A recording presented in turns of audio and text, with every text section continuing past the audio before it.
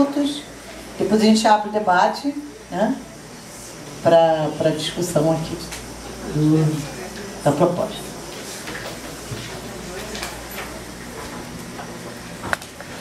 Obrigada. Boa tarde a todos. Obrigada, Patrícia, obrigada.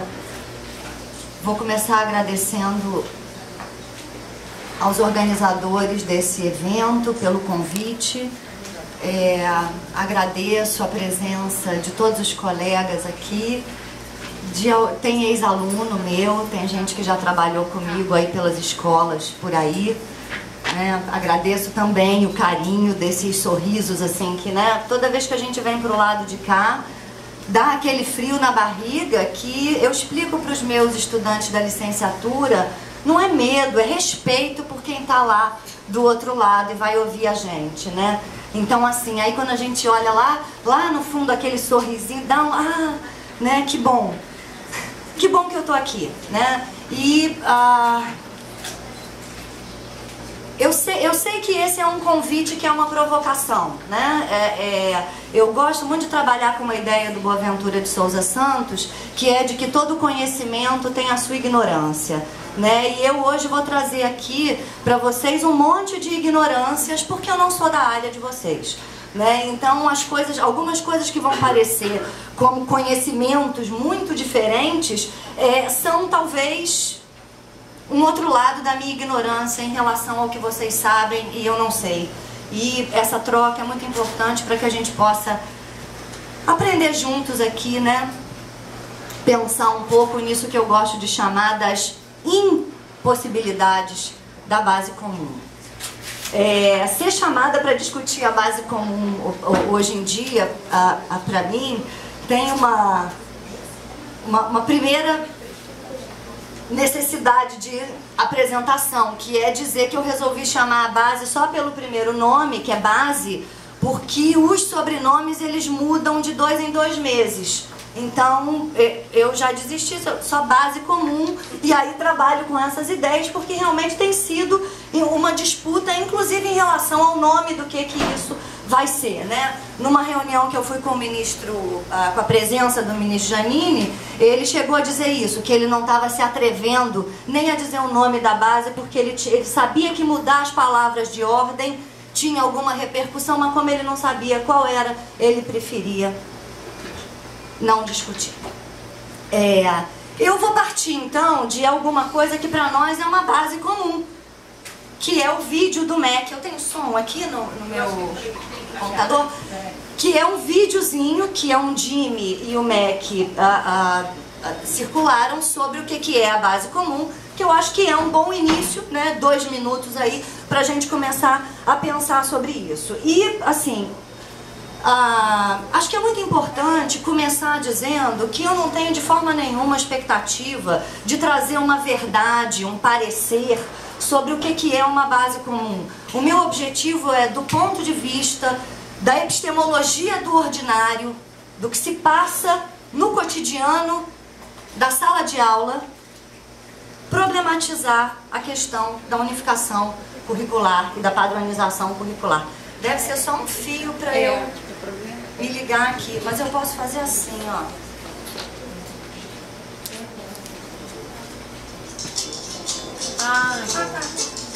Tá.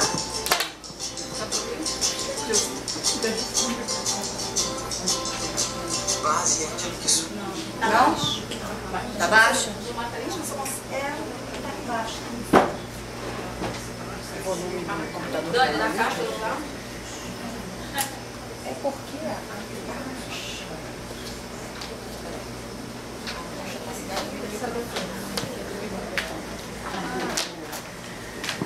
Ela achou. Só da tecnologia, Não, não é. Tem. Tem esse aqui rosinha, esse aí. Isso. Deve ser um aqui e um ali. Deixa eu ver na caixa. Acho que não. Não, mas tem que ter um espaço aqui. Bom, aqui tem. Você pode chegar só o computador pra cá? Posso. Eu acho que é um fiozinho que tem ali, ó.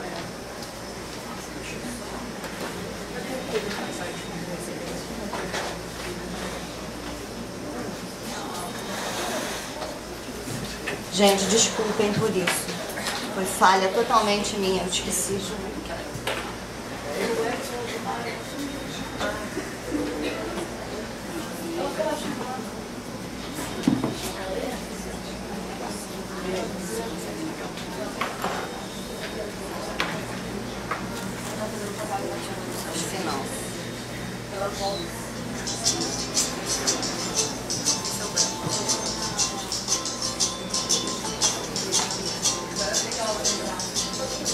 Base é aquilo que sustenta, que apoia.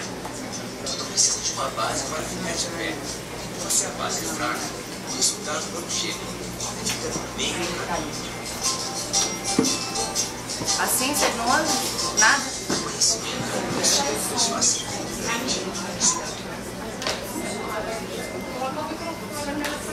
Eu tô tentando, mas não tá funcionando. Eu tenho uma caixa de som. Na verdade, eu podia pegar a minha. Essa coluna foram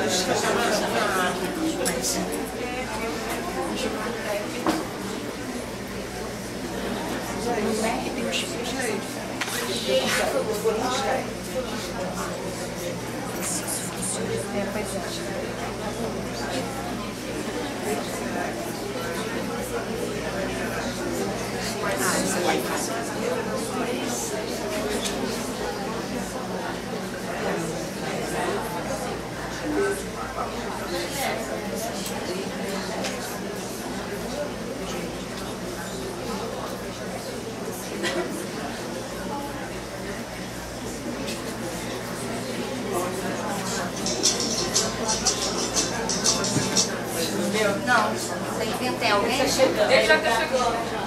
Você sabe que quando a gente fica aqui na frente, aí é que nada funciona.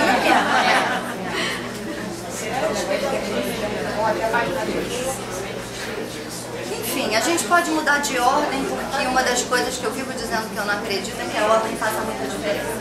Então, vocês todos conhecem essa discussão, ninguém é novo nesse debate, né? E ninguém é ingênuo nesse debate, né? Então, eu separei nesse vídeo algumas frases que eles colocam que comunicam abertamente. Vocês viram o início do vídeo, as imagens, é um vídeo que se propõe, aparentemente, simples, né? Trazendo ideias de modo simples, um desenho um pouco infantilizado, a meu ver, inclusive. E aí traz essas ideias, que são ideias muito fortes em relação ao pensamento que tem sido veiculado sobre o que significa uma base comum, né? A ideia de que tudo precisa de uma base para ficar de pé, a ideia de que se a base for fraca, você não consegue produzir resultados, né? A ideia de que o conhecimento faz avançar uma sociedade, uma nação, um país.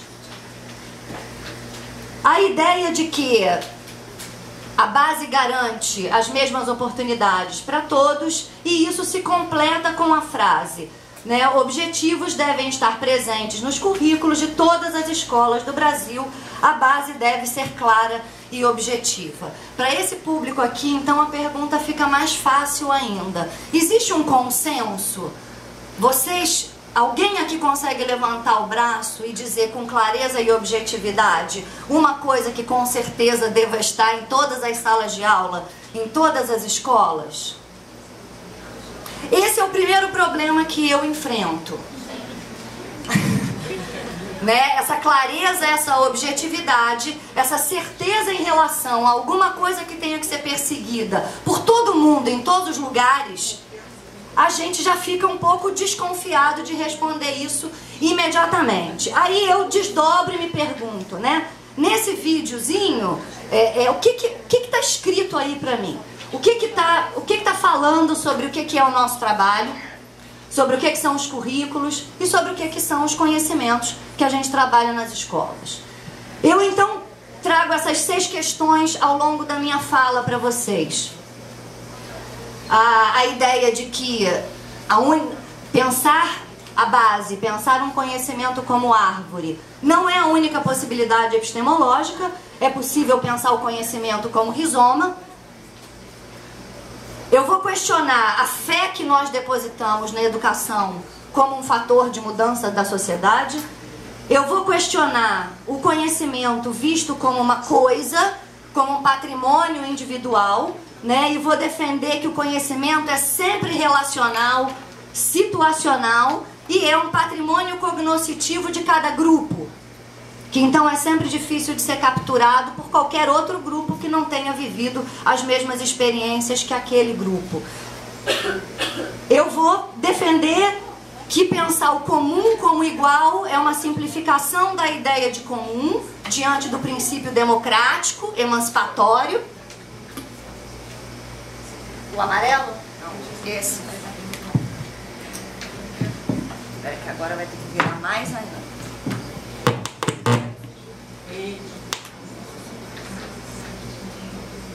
E vou defender então que o que a gente pode buscar como comum é um comum de diferentes, é um comum que se entenda sempre como uma construção daquele grupo, mas que perceba sempre as nuances e diferenças necessárias de qualquer problematização que envolva o conceito de conhecimento.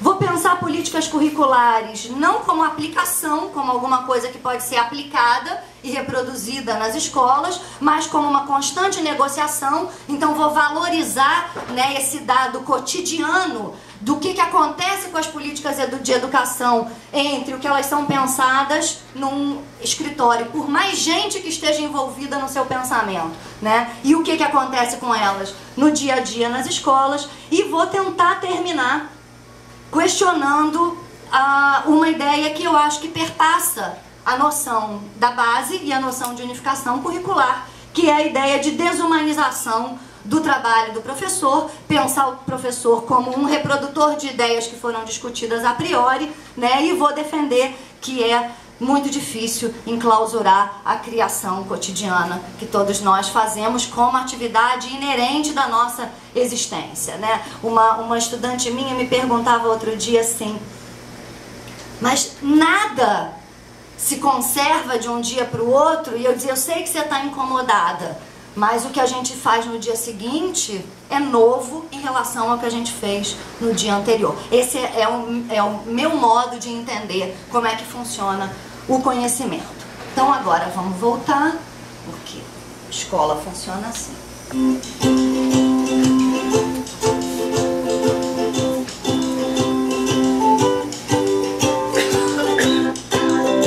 Base é aquilo que sustenta, que apoia. Tudo precisa de uma base para ficar de pé. Mas se a base é fraca, o resultado não chega. Fica no meio do caminho.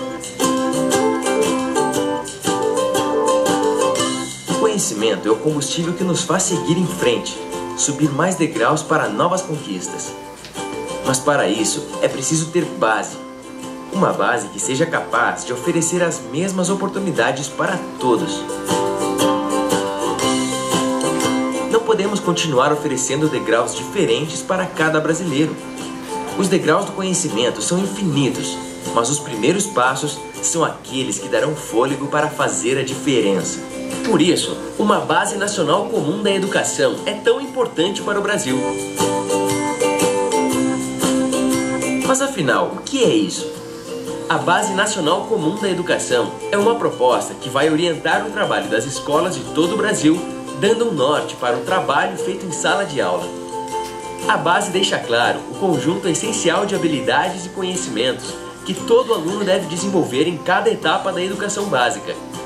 Os objetivos desta base devem estar presentes nos currículos de todas as escolas do Brasil, mas isso não quer dizer que os currículos serão todos iguais. A base é indispensável, mas é apenas parte dos currículos desenvolvidos por estados, municípios e escolas. Para que seja facilmente compreendida, aplicada e mensurada por quem está na sala de aula, essa base precisa ser clara e objetiva, e precisa ser construída a muitas mãos, com ampla participação social, sempre aproveitando as evidências e lições de experiências bem-sucedidas dentro e fora do Brasil. Com a base, vamos alcançar um alinhamento muito maior na educação brasileira, e o país vai ter a chance de definir o que é essencial que todas as crianças e jovens aprendam para que consigam realizar seus diferentes projetos de vida.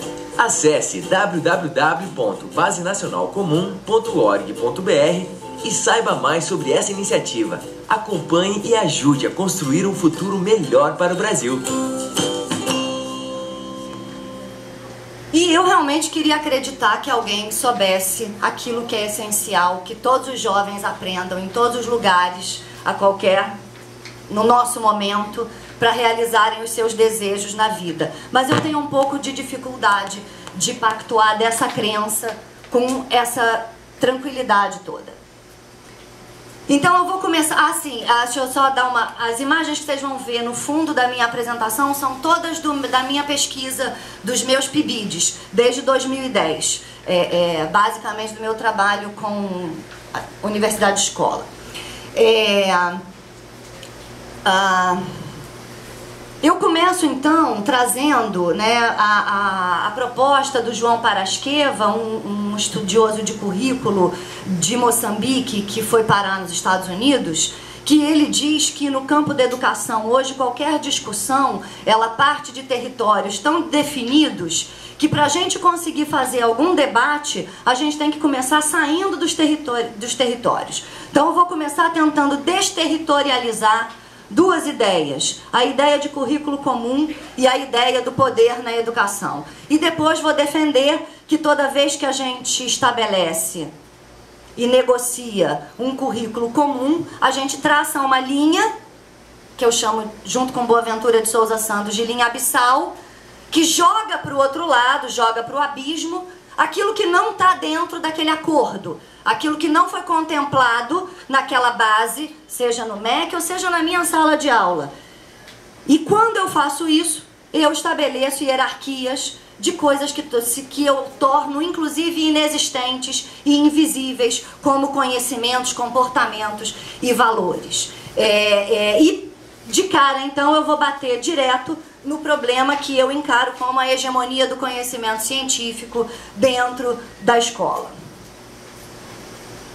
Então, conversando sobre essas impossibilidades da base comum, eu vou começar reconhecendo que essa crença na educação como uma arma de transformação de massa da sociedade é uma crença baseada na ideia de que a ciência é capaz de identificar, explicar, predizer e solucionar problemas. E, sobretudo, uma crença em que o conhecimento científico nos dá dados para mexer com essa realidade e solucionar os problemas que nos incomodam. Estudiosos como Murilo Vilaça, ou João Parasqueva, ou mesmo Pierre Bourdieu, vão defender que não necessariamente a gente consegue observar essa relação direta entre os problemas identificados pela ciência e a sua capacidade de solução ou de predição. Para Vilaça, inclusive, na verdade, a pior ciência, ou a ciência que mais se compromete com solucionar os problemas da sociedade, é essa que fica mais famosa e que faz os especialistas que frequentam a mídia. Bourdieu também tem uma crítica muito forte, né, a como esse especialista aparece fazendo um discurso do alto, né, descolado das realidades locais que nós vivemos e solucionando os nossos problemas. Quando eu penso, então, o que é comum, né, eu resgato um importante debate para nós como sociedade. Né? A gente está falando de comum individualmente, ou a gente está falando de comum como um projeto de sociedade, como o que a gente acredita, né, que o espaço comum, que o espaço público tem que ser. Se a gente está falando disso, a gente, a meu ver, não está falando de um problema da escola, nem de um problema da base, a gente está falando de um problema da sociedade brasileira. E toda vez que a gente deposita na escola, no professor, no ombro do professor, a responsabilidade de resolver isso, a gente tira essa responsabilidade de outros espaços que tecem as estruturas sociais tanto quanto a escola. Então eu não preciso ser cidadão dentro do ônibus, eu só preciso ser cidadão quando eu passo do portão da escola para dentro. Essa desresponsabilização do restante da sociedade, com foco na responsabilização dos professores e das escolas por criarem esse novo país, é uma preocupação muito grande que eu tenho em relação à base comum e, a meu ver, é uma simplificação da ideia de acordos politicamente negociados para a emancipação social com conhecimento e conteúdo escolar e objetivo do dia a dia de sala de aula. Numa revista que eu editei com a Beth Macedo em dezembro do ano passado, da e-curriculum, sobre as discussões da base comum, aparece um texto trazido pelo pesquisador Todd Price, da Universidade de Chicago, da Universidade de National Louis, onde ele mostra o resultado dos trabalhos que ele fez após 10 anos de unificação curricular e testagens padronizadas no estado de Illinois, que saiu na frente, e ele faz uma comparação muito interessante entre os objetivos e os dados de valores comportamentais e sociais que estão escritos no documento de unificação curricular americano com as discussões, as atas das discussões da ala mais radical do partido de direita, dos valores mais conservadores, branco, anglo-saxões, e machistas da sociedade americana. Ele chama a atenção para como essa ideia de comum, na verdade, pode ser aquilo que é comum para alguns e não para todos. Para Alice Lopes, que também tem uma preocupação muito grande em pensar os currículos na sua enunciação, né? Ela levanta uma questão que também é muito pertinente à situação que nós estamos vivenciando, que é a da escolha das comunidades epistêmicas, quer dizer, os grupos de conhecimentos das áreas, né, que, autorizados por serem das áreas de conhecimento, vão fazer um esforço de homogeneização, circulando diagnósticos sobre a situação educacional e aí organizando modelos de solução para aqueles problemas supostamente identificados. De alguma forma, o que eu estou dizendo é que toda vez que a gente negocia de fora da escola o que cabe dentro da escola e o que não cabe, a gente tem que lembrar que a gente vai botar para fora da escola um monte de coisas. Eu, então, por isso vou defender que o currículo comum é uma prática de abissalidade. E com isso vou questionar a primazia do pensamento científico e todas as hierarquias de despertencimentos que produzem, desde a sua exclusão até as invisibilidades e inexistências. Com Nilda Alves, né, eu vou lembrar que para o conhecimento científico se construir como mais importante e mais correto, ele teve que jogar o senso comum para o outro lado do abismo e caracterizar o senso comum como um conhecimento menor, menos importante e muitas vezes corrompido do que seria a realidade. Né? O que nós defendemos é que não existe conhecimento científico sem senso comum e o senso comum se comunica diretamente com o conhecimento científico. Praticar essa divisão no espaço escolar, na verdade, é muito mais marcar uma hierarquia, né, e muitas vezes dividir as pessoas do que ganhar com uma tessitura coletiva de conhecimentos. Eu tenho usado, então, o trabalho do Boaventura de Souza Santos para defender que, na medida que a gente que a gente delega à ciência moderna o monopólio de distinguir o que é conhecimento verdadeiro. Eu vou deixar o PowerPoint depois, com as referências todas, são todas públicas. A gente coloca na página do fórum. Tá ótimo, como vocês quiserem. Que na medida que a gente concede à ciência distinguir o que é verdadeiro e o que é falso, ou se vocês não quiserem ir tão longe comigo, mas o que é um conhecimento melhor do que o outro, né, a gente acaba trazendo para esse monopólio dessa discussão um problema que me interessa, que é trabalhar a filosofia e a teologia como formas não científicas de verdade. E daí a gente vai direto para uma questão que me interessa quando a gente pensa no currículo escolar, que é a questão da fé.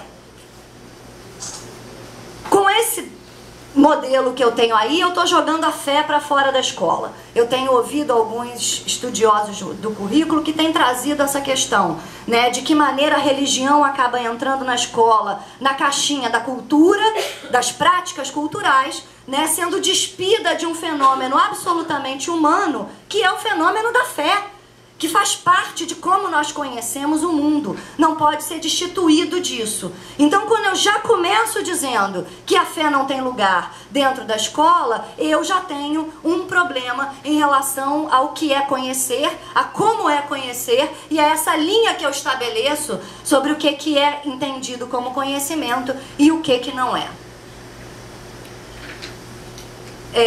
O Boaventura de Souza Santos, ele para isso traz a mensagem de que a ciência ela é, de certo modo, autobiográfica e que ela não é a única explicação possível da realidade, muito pelo contrário, os nossos estudantes vão trazer para as nossas salas de aula explicações tão lógicas e tão cheias de valor quanto as explicações científicas, como, por exemplo, as explicações da metafísica, da astrologia, da religião, da arte ou da poesia. Nesse sentido, quando a gente olha para o que acontece com essa linha que eu desenho, né? Os especialistas se sentam, ou a comunidade pedagógica se senta e define o que vai ser o currículo daquele grupo. Quando eu faço isso, eu traço uma linha e digo o que está dentro daquela linha e o que está fora. Toda vez que eu trabalho com essa base, de maneira a entender que a igualdade pode ser valorização da alteridade, quer dizer, eu penso essa linha como algo que pode potencializar a possibilidade de todos sermos iguais, por exemplo, o direito que todos nós temos de ir para a escola e aprendermos aquilo que nos carece de aprender, que temos vontade de aprender. Não estou discutindo que não temos vontade, posso discutir depois. Ou você pode usar a igualdade para descaracterizar e entender que, na verdade, todo mundo tem que ter vontade de aprender aquela mesma coisa. E aí o que eu vou criar é a mesmidade. É a ideia de que todos podem entender, pensar e aprender a mesma coisa ao mesmo tempo. Isso tem dois grandes problemas. Um é epistemológico. Eu vou entender que o texto jamais pode ser reproduzido. Né? Pierre Lévy, Pierre Bayard, estudiosos que trabalham com a ideia de leitura, como Michel dissertou, vão dizer que toda vez que a gente lê um texto, seja um livro, uma prova ou uma base comum, o que a gente entende daquele não é um entendimento único que veio junto com as palavras. O que a gente entende do texto é uma mistura entre o que veio com as palavras e o que está na nossa cabeça. Então esse é o primeiro problema. Isso sempre vai acontecer. Quando eu digo que ao acontecer eu produzo resultados que não me interessam, porque mostram a diversidade, eu estou produzindo mesmidade, eu estou reduzindo as pessoas a terem que pensar do mesmo jeito. Agora, eu posso pegar a ideia de que todo mundo conhece desigualmente e trabalhar para produzir oportunidade. E entender que mesmo dando conteúdos comuns, os resultados vão ser necessariamente diferentes, e isso é bom, porque isso produz diversidade ou política de diferença, como alguns preferem chamar. Então eu vou além nesse desenhozinho e digo que toda vez que eu uso a ideia da desigualdade para inferiorizar, se você não aprender isto, você não vai conseguir alcançar o que você precisaria para ser uma pessoa de sucesso na sua vida.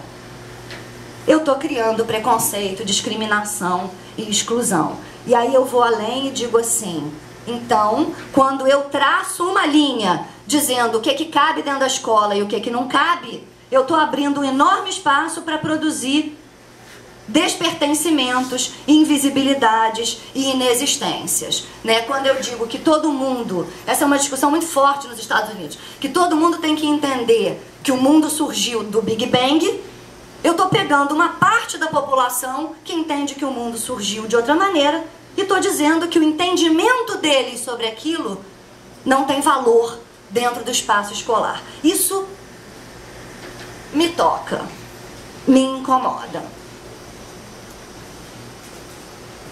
E me incomoda porque eu aprendi em diversos espaços que a diferença é sempre relacional.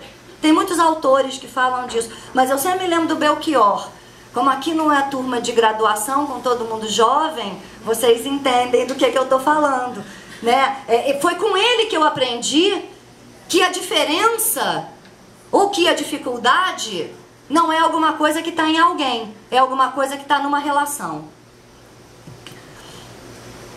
Assim, né?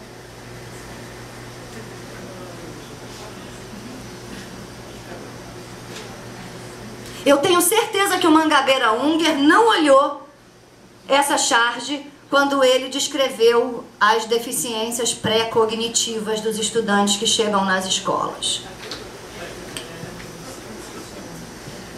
E então eu defendo que a hierarquia não é uma forma de organizar, a hierarquia é uma forma de distanciar. E de produzir abissalidade, porque a abissalidade reside sempre na intolerância à diferença. E com Boaventura de Souza Santos eu lembro que nós temos o direito a ser iguais quando a diferença nos inferioriza e a ser diferentes quando a igualdade nos descaracteriza. Isso é muito importante quando a gente pensa, por exemplo, na ideia que tem no PNE de direito de aprendizagem. Né? Existe uma leitura corrente da ideia de direito de aprendizagem como se isso fosse o direito de todo mundo aprender a mesma coisa. Né? E eu vou defender que, na verdade, isso é o direito de todo mundo aprender alguma coisa. E não aquela coisa. Até porque eu vou sempre defender que currículos não existem como, não devem existir como uma prescrição, mas currículos vão existir sempre como um relato autobiográfico, né? Mas eu chego lá. Nesse sentido, então, nessa linha, a gente vai perceber que tem conhecimentos que efetivamente são considerados menos importantes para a gente entender como é que o mundo funciona. E eles estão aí elencados, né? Eles têm menos valor do que os conhecimentos científicos. Alguns deles, inclusive, não são sequer reconhecidos como conhecimentos. Assim como o romance, né? Que para Michel de Certeau é o zoológico das práticas cotidianas e nos ensina muito mais sobre a mulher de 30 anos do que muitos estudos de biologia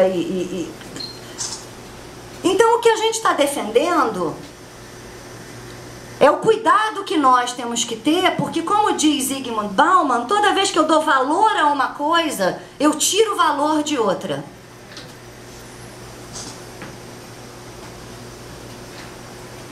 Eu já falei isso. Né?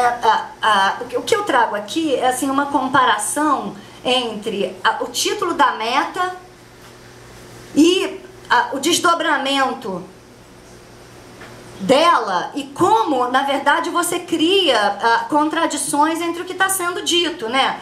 Porque se você quer os mesmos objetivos de aprendizagem, como é que você vai incentivar a participação de pais irresponsáveis? Como é que você vai tornar as escolas polos de criação e difusão cultural? Como é que você vai desenvolver formas alternativas de oferta? Quer dizer, eu tenho uma imensa contradição ali entre um sentido unificador, homogeneizador, né, que bate com aquilo que é o reflexo de tudo que nós lutamos durante muitos anos para que as políticas educacionais incorporassem, que é o respeito à diversidade, à localidade e a garantia de que cada escola vai poder continuar fazendo o seu projeto político-pedagógico. Né? E a garantia de que isso não vai ser jogado para nós goela abaixo, com aquela linguagem de que a base tem que ser simples para que a gente que está na sala de aula possa entender. Porque a gente não entende essas coisas iluminadas que as pessoas conversam lá dentro das salas, né? Então aí, com essa ideia, eu preciso bater de frente com um modelo bastante comum da gente enxergar o que é o conhecimento que se produz na escola como sendo uma fusão de dois conhecimentos. Eu estou dizendo que não existe essa separação, eu estou dizendo que não é uma fusão, eu estou dizendo que é uma outra coisa que tem o seu valor em si como conhecimento, não é pior. Para isso, eu preciso usar a imagem do rizoma, né? Não a imagem da árvore, né? De que você tem conhecimentos originais que se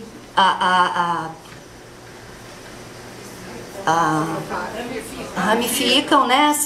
Que vão levando para outras áreas, vão se simplificando ao longo do percurso, né? Mas não, a ideia de que o conhecimento não tem nem início, nem meio, nem fim, de que o conhecimento e a velocidade do conhecimento é alguma coisa que está na relação e não em mim e não em você, mas nisso que a gente está fazendo aqui agora, né? A cabeça que faz assim e eu digo, vou mais nisso que eu estou falando, né? Ou a cabeça lá atrás que faz assim, eu digo, vou repetir. É nisso que a gente constrói o que eu estou tentando entender como conhecimento, né? E nunca se parte do zero, nunca numa linha vertical, mas sempre perpendicularmente, horizontalmente.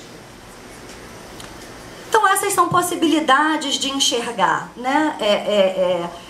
Eu vou enxergar então que cada um de nós, não como um indivíduo, como gosta de enxergar uma parte das ciências sociais modernas, mas como uma rede, né? Nós somos redes de sujeitos e os nossos conhecimentos não são nossos, são nós destas redes também.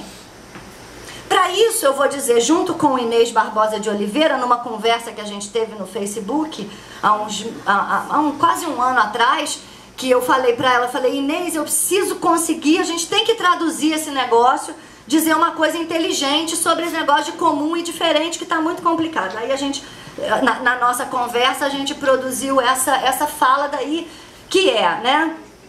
Negociados, os currículos apreendem os conhecimentos novos sem desaprender os antigos, sem jogar fora o que está estabelecido como importante.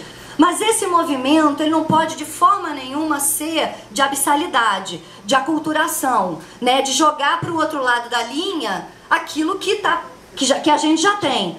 Ao contrário, ecologia e justiça nas práticas curriculares implicam em considerar que a nossa visão de direito de aprendizagem, tá? Sempre que for para o seu enriquecimento, na igualdade ou na diferença, os estudantes têm direito a aprender aquilo que desconhecem. E, sempre que for para lhes assegurar fluxos identitários e autoestima que a eles se associa, eles devem ter seus próprios conhecimentos valorizados num movimento de reconhecimento. Nesse sentido, então, a gente traz,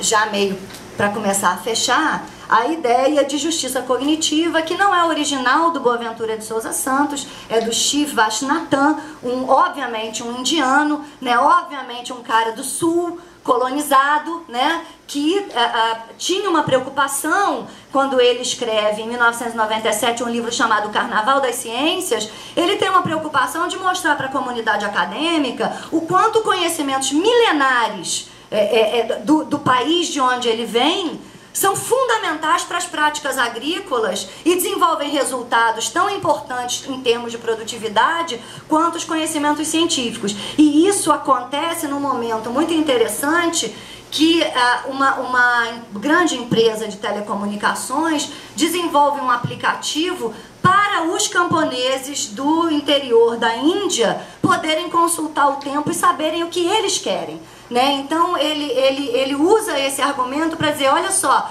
a ciência e os conhecimentos milenares, quando trabalham de forma horizontal, sem subestimar, né, os conhecimentos autóctones, o que você tem é uma troca que ele chama de justiça cognitiva, né, que não tira mais de um do que dá para outro. Justiça cognitiva sugere que toda vez que a gente está num grupo, a gente tem conhecimentos plurais. Esses conhecimentos plurais devem ser respeitados ecologicamente, de modo coexistente, de modo que todos possam existir e ter presença sem uma relação hierárquica entre eles.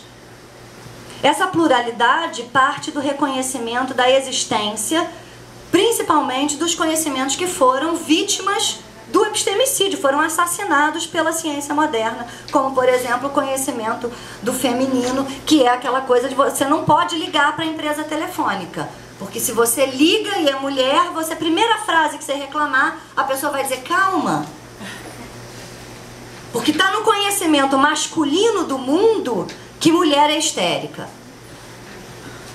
Está na hora do conhecimento feminino do mundo também se colocar, né? E todos os outros.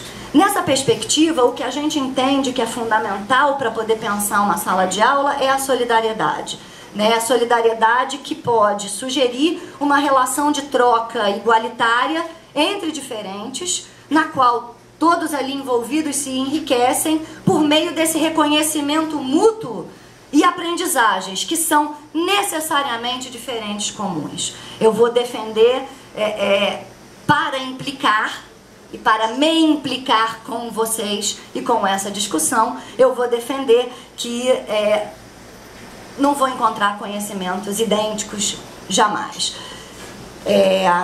E o acesso vai ser sempre a conhecimentos diferentes. Então, passar rápido aqui nessa parte final, que é lembrar que qualquer mudança curricular, além de custar muito caro,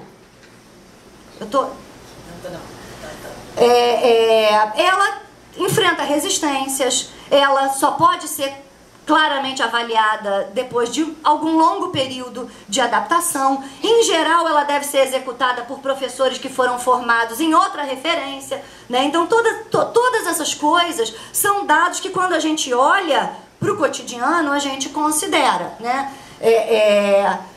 É bom lembrar que também envolve altos gastos com material, isso é uma questão que tem sido colocada frequentemente nos debates, o interesse, né, nas avaliações, no que custam as avaliações, no que custam os materiais. É importante lembrar que nenhuma política curricular se faz só com unificação ou só com flexibilização. Né, o que a gente tem de currículo, na verdade, é uma resposta, um diálogo entre essas tendências. A ideia da unificação, a meu ver, padece de alguns mitos. O da homogeneização, o da ideia de que a educação tem um poder transformador da sociedade e a crença no conhecimento como coisa. É importante lembrar que o que garante que uma unificação de fato aconteça é a testagem padronizada. Uma consequência que o William Piner tem chamado a atenção para os processos de unificação curricular nos Estados Unidos é a questão que ele chama de demonização dos professores. É o fato de que quando você lida com todo esse arcabouço de entendimento do dia a dia da sala de aula que eu trouxe para vocês e você vai testar os resultados, existe uma impossibilidade a priori de que aqueles resultados correspondam ao que se espera, né? Isso normalmente é atribuído ao professor como falta de conhecimento, falta de competência ou falta de dedicação. A Viviane Sena disse outro dia que, no caso do professor, competência é uma questão de ética. Eu acho isso uma afirmação perigosíssima, né? Porque quando meu semestre termina e dos 50... 5 foram embora, 10 desistiram, isso não é falta de ética minha. E não necessariamente é incompetência minha. Faz parte dos resultados das relações humanas. Então, colocar isso nas costas do professor é como diz esse meu colega de Chicago, ele diz, depois de 3 meses numa escola, ele foi chamado pela coordenadora e foi convidado a pedir demissão e concordou. E aí ele me conta, a situação em que eu estava não melhorava e eu senti que os estudantes precisavam de um professor mais experiente. Eu realmente preciso melhorar na área de manejo de sala de aula. Vocês já ouviram isso? Não está claro isso na base comum, mas me parece que continua sendo, quando a gente olha o documento da Pátria Educadora, quando a gente olha as falas, por exemplo, para o ensino fundamental, que eu tenho acompanhado muito de perto, a gente tem uma presença claríssima da ideia da disciplina e do comportamento como sendo alguma coisa desejada para obter esses resultados também. É bom lembrar que nenhuma lei garante que nada aconteça, porque a capacidade de criação e inventividade do cotidiano é ilimitada e incontrolável e absolutamente desobediente. É bom lembrar que a ideia de flexibilizar tudo também tem seus problemas. Padece, por exemplo, do mito da impossibilidade de controle. Eu não tenho a menor ideia do que se está ensinando naquela escola de lá. Como é que aquela criança vai fazer se mudar de estado e chegar lá e estar numa outra coisa completamente diferente? E como na sociedade capitalista a ideia de qualidade está muito vinculada à ideia de massificação e de homogeneização de resultados, necessariamente, toda vez que você flexibiliza, você enfrenta o mito da falta de qualidade. Cada um sabe uma coisa, ou seja, ninguém sabe nada. Em geral, a ideia de flexibilização é a ideia de garantir a diversidade, né? Eu vou passar para cá que é mais interessante. Tem sido muito utilizado para pensar as políticas em educação o modelo de entendimento desses dois pensadores. Eu vou rapidamente passar pelo modelo deles só para valorizar o seguinte, quando eles trazem essa teoria, o que eles estão trazendo, né, pensando os contextos, o ciclo de políticas e a trajetória dessas políticas, o que eles estão chamando a atenção no meu entendimento? O protagonismo dos professores nas escolas, né, o papel de âncora que os professores têm nesses debates de mudança em todas as aplicações de política curricular. Nesse sentido, Ball e Bowie vão defender que é impossível implantar uma política. Cada um daqueles espaços é um espaço onde essas questões são ressignificadas, discutidas, renegociadas e retomadas pelos seus atores sociais ali desenvolvidos. Então eu vou chamar a atenção aqui, o Boaventura propõe várias alternativas a essa abissalidade. As que me interessam, porque tocam a questão curricular, são essas aqui. A ideia de ecologia de saberes, a ideia de copresença, né, a ideia de abandono da linearidade. Então aquela coisa de que não dá para você oferecer uma escada diferente para cada um. Eu vou dizer com Boaventura de Souza Santos que cada um tem a sua escada mesmo, e que é uma ilusão você achar que você pode oferecer uma escada única para todo mundo. E vou defender a importância de ouvir os professores. Junto com Michel Dissertot, eu vou falar da necessidade de ouvir o que os praticantes da vida cotidiana dizem sobre o que eles fazem, sobre o que eles sabem, sobre o que acontece. E não num e-mail. Eu vou defender que conhecimento é uma condição de existência na relação entre as pessoas e não propriedade individual. E com o educador canadense Ted Aoki, que nunca escreveu um livro porque dizia que professor conversa, professor não escreve, eu vou chamá-lo para... Ih, tá faltando o "da" ali, né? Para dizer que currículos podem ser pensados como experiências vividas e não como documentos prescritos que nos dizem o que fazer. Para ele, é preciso ouvir as muitas camadas de vozes que uma sala de aula tem e os muitos currículos que ali se produzem ao longo de um período, de um semestre. E por fim, né, eu vou defender que processos de formação precisam ser processos em que a gente